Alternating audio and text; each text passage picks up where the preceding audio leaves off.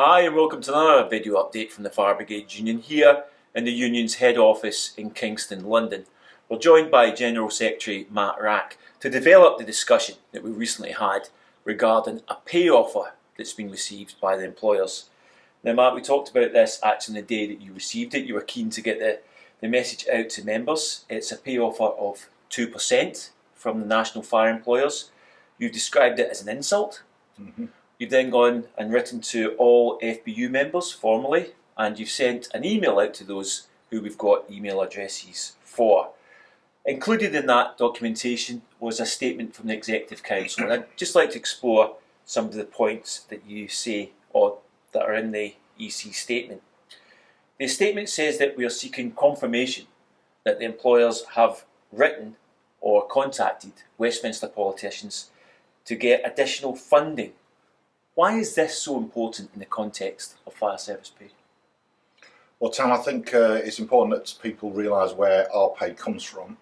So the fire service, and it varies slightly between the different parts of the UK, but fire service funding in England, for example, comes from either council taxpayers and then central government grants.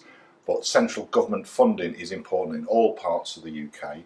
And one of the big problems we've had for the past 12 years is that funding has been cut back and back and back. So the question of what central government is doing, what the Westminster government is doing, is very important for all of our members wherever they work in the UK. So we have raised that.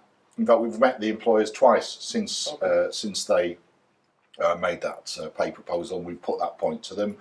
They say that they have regularly raised that point with central government, but central government has not shifted on that issue as yet. Okay, Matt. Now, in the same EC statement, another point that's made is you're doing the same for ministers, not just in England, but in Wales, Northern Ireland and Scotland. Now, just to be clear, this is a national pay deal that we're seeking, so why are we writing to the devolved administrations as well?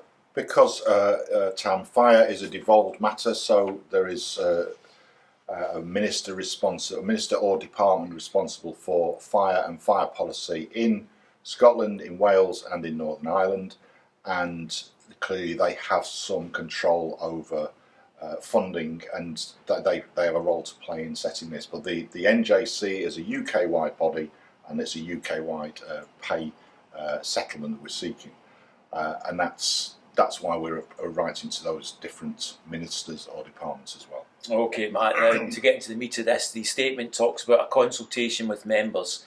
Now, since we've received this offer, like every other FBU official, I've been receiving calls from members, very angry calls regarding the 2% offer.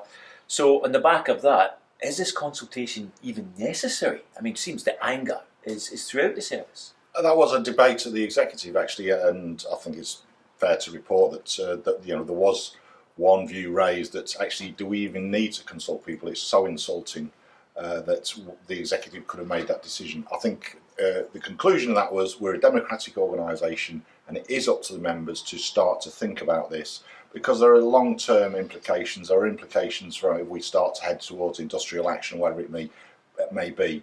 People need to think through all the implications of our pay, where our pay comes from, how it's funded, how you try and put the pressure on the relevant people to increase pay offers. All those things need to be thought about, and that's a matter for us, but it's also a matter for our members all across the country. So we're not just consulting the offer, we're actually consulting what we're going to do about it as well. Well, I think phase one is what we're going to do about this offer, but immediately people need to think, and we need to have those debates in the emergency fire controls and on fire stations all over the UK as to what do we do next if we reject this offer. What do we do next? And people will have followed some of the debates in other unions that in the public sector who are now beginning to also discuss taking industrial action. We need those discussions as well. Okay, Matt, let's go into the consultation then. It's happening. What does it look like? And for the members that are out there watching this, how can they get involved? How can they have their say in this offer?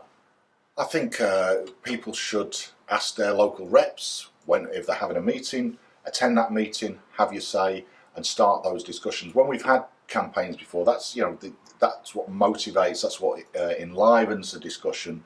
Those discussions in fire stations, in fire controls, as to people discussing their own anger, their own experiences, and discussing how do we build a campaign, because this you can't just click your fingers and solve this. You can't just write to the minister and suddenly things change. It takes building of a big movement, and that's what we've got to set about doing.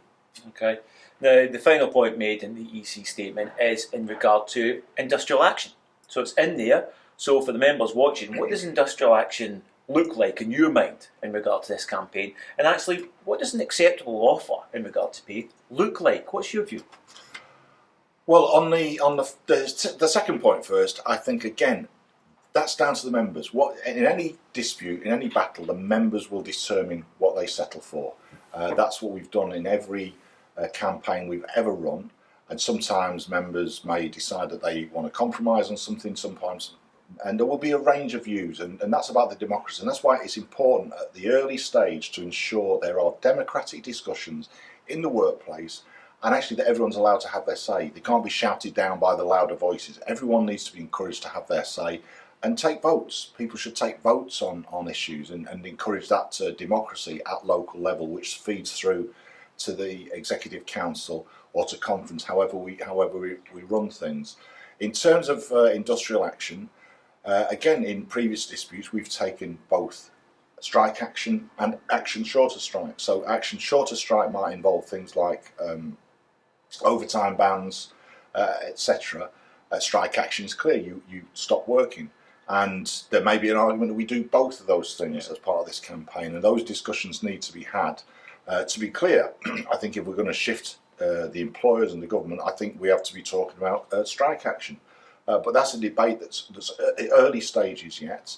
And again, people need to start discussing that. There'll be many members who have taken industrial action before. There'll be a whole layer of members who've never taken industrial action before. And we need to remind ourselves of previous battles we've been through on pay, on pensions, but also the local battles on duty systems, sack and re-engagement battles and so on. We've got a huge record there that we can learn from, and I think those discussions need to take place from now on in the workplace. So this is going to be a real democratic and representative process. So another incentive for members to attend meetings and have their say.